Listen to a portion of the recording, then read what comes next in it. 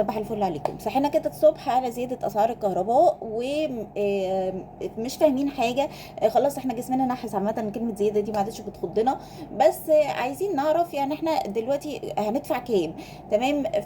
والكهرباء زادت قد ايه وهتطبق من قد ايه وكل الكلام ده. طيب بعيدا كده عن كل التفاصيل اللي الناس عمالة تقولها، انا افهمك او هفهمك كست بيت او كراجل في البيت انت هتدفع كام. يعني نحسبها بالظبط، انت تقريبا هتدفع كام في الشهر على حسب الاستهلاك.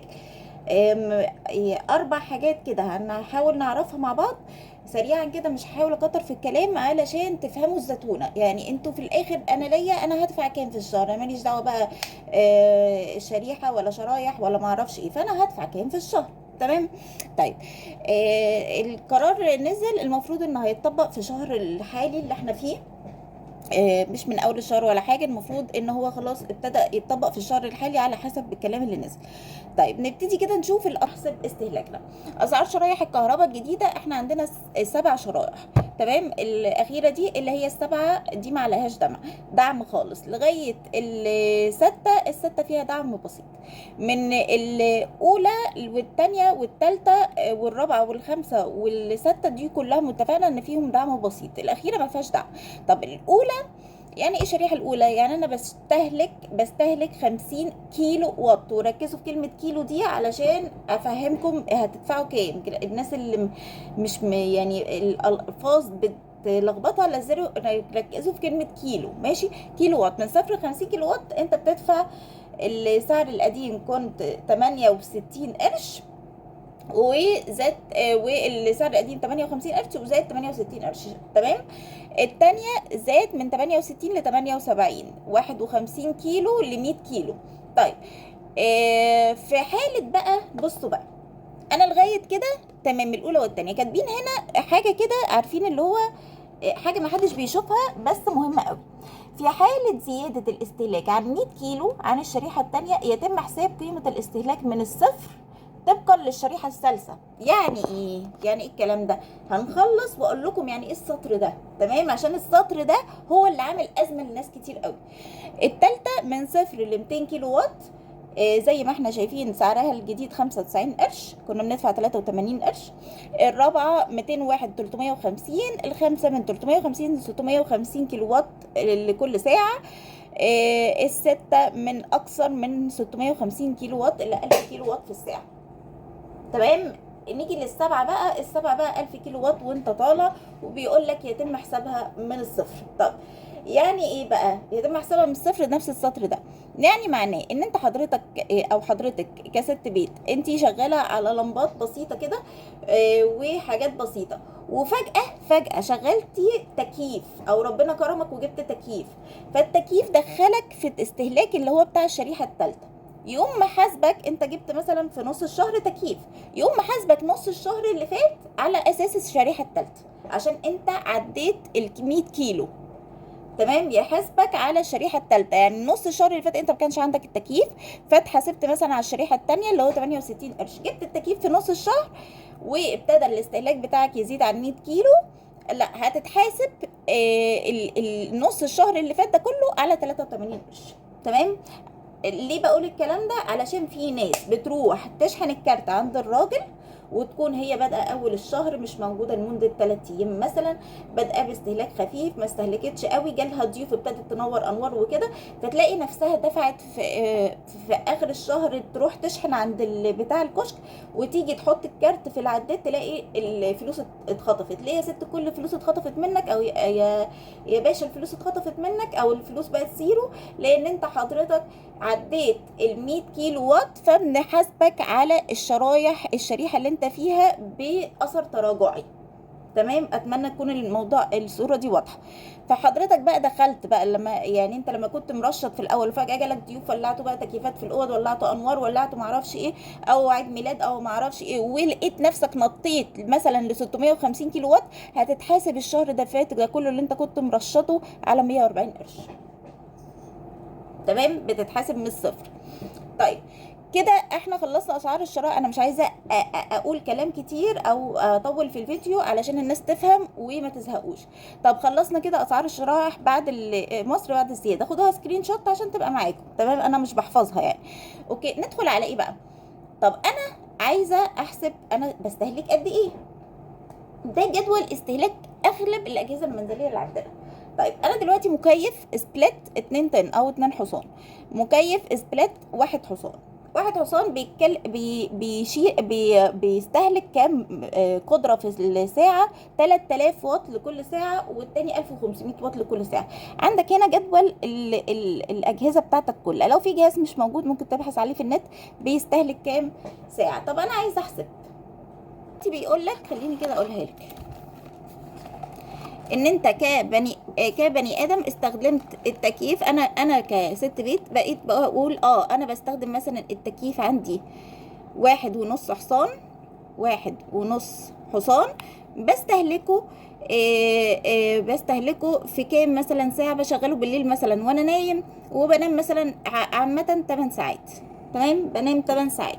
طيب التكييف 1.5 حصان قلنا بياخد قد ايه واط لكل ساعة؟ بياخد 1500 واط. يبقى هنعمل ايه بقى؟ هنضرب 1500 واط في 8 ساعات يطلع لنا الاستهلاك بتاعه. تمام، اللي قضيناه في اليوم هيطلع لنا كام؟ نجيب كده الكالكوليتر.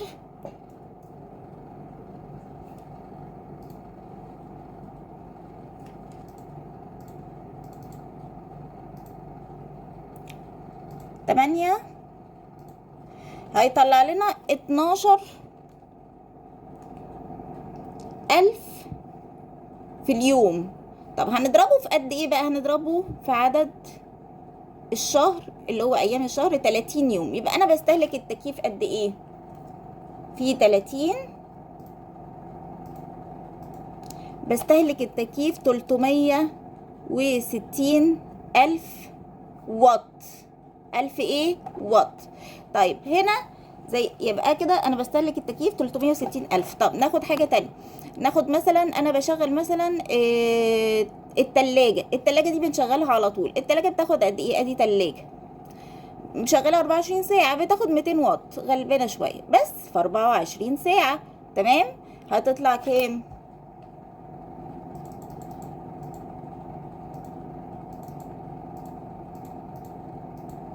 هتطلع 4800. هضربها في كام؟ في 30 مدة الشهر. الدنيا واضحة معاكم كده؟ بس ولعت الشفاف.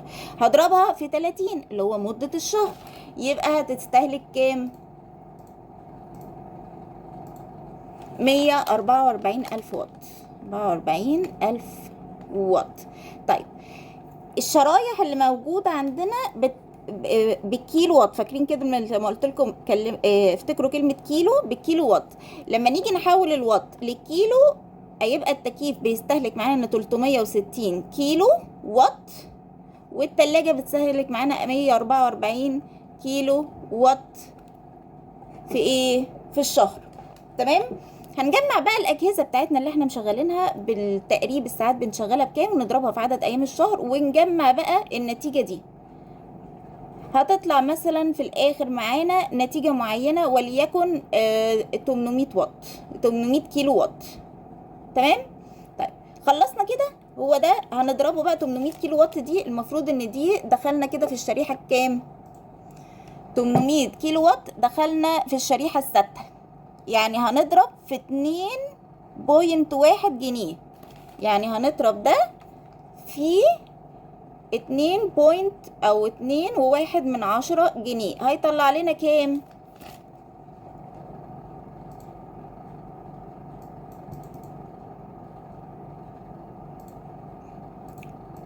احنا قلنا استهلكنا مثلا 800 واط، هيطلع لنا 1680 جنيه. 1680 جنيه. تمام اهو في الشهر ده. بس لا، الحكومه بقى قالت لك لا، انت ناسي حاجه مهمه. ناسي ان في حاجه اسمها خدمه عملاء. وخدمه العملاء زي ما الكهرباء زادت خدمه العملاء زادت. ايه يا عم خدمه العملاء دي؟ هو كده، هو كده احنا عندنا خدمه عملاء. بيقول لك بقى خدمه العملاء هتضيفها في الشهر مره واحده بس. ان انت لو انت دخلت مثلا في الشريحه الاولى بتاخد جنيه 2 جنيه مش مشكله 6 جنيه. لو دخلنا في الشريحه السادسه اللي احنا حاسبينها دلوقتي هندفع 20 جنيه زياده خدمه عملاء. تمام، يبقى احنا عندنا ال 1680 زائد 20 جنيه زياده خدمه عملاء، يبقى كده كام؟ 1700. يبقى 1700 جنيه اللي احنا هندفعه في الشهر. عرفنا كده الحساب، عرفنا كده الدنيا. طيب 1700 جنيه دي لما نيجي نشحن في الكارت نزود شويه، نزود 100 150 على امان. انا مش هتكلم دلوقتي الاسعار غاليه ولا مش غاليه، انا مش قصتي دلوقتي، انا قصتي ان احنا نعرف هندفع كام. فال 1700 دي نضيف عليها خدمه العمله مره واحده بس، مش هي بتتاخد مره واحده بس في الشهر، ونبتدي ان احنا نحاسب قولوا معايا، نروح نشحن الكارت زي الفل كده كل اول شهر. احسن تشحنوه كل اول شهر عشان تعرفوا انتوا استهلكتوا كام. تمام، يعني تبقوا منظمين. لكن الناس اللي بيقولوا بقى نشحنه من اول الشهر وده احسن وده افضل، لا ملهاش علاقه. هو اهم حاجه تتاكدوا ان العداد التاريخ بتاعه مظبوط. التاريخ بتاعه مش مظبوط تكلموا خدمه العملاء ويظبطوا لكم التاريخ. تمام، دي اهم حاجه، تتاكدوا ان تاريخ العداد مظبوط. سواء بقى تشحنوا اول الشهر، تشحنوا نص الشهر، تشحنوا اخر الشهر، ده مش ملهاش علاقه. تمام. طيب يبقى هنشحن كده مثلا على حسب استهلاك الشقه دي. عندها تكييف واحد، تلاجة، حاجات كده، هنقعد نحسب نحسب نحسب ونطلع في الاخر الكيلو وات بالتقريب. طبعا كل ده هيبقى بالتقريب، فبنزود عليه 100 150 جنيه واحنا رايحين نشحن علشان نبقى كده عارفين استهلاكنا.